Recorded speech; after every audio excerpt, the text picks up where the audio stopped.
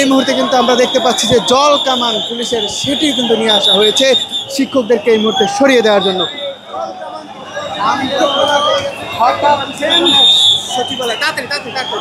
এই মুহূর্তে কিন্তু আমরা দেখতে পাচ্ছি যে পুলিশ কিন্তু তাদের উপরে কিন্তু জল কামান থেকে যে পানি নিক্ষেপ, সেই পানি কিন্তু এই মুহূর্তে নিক্ষেপ করছেন।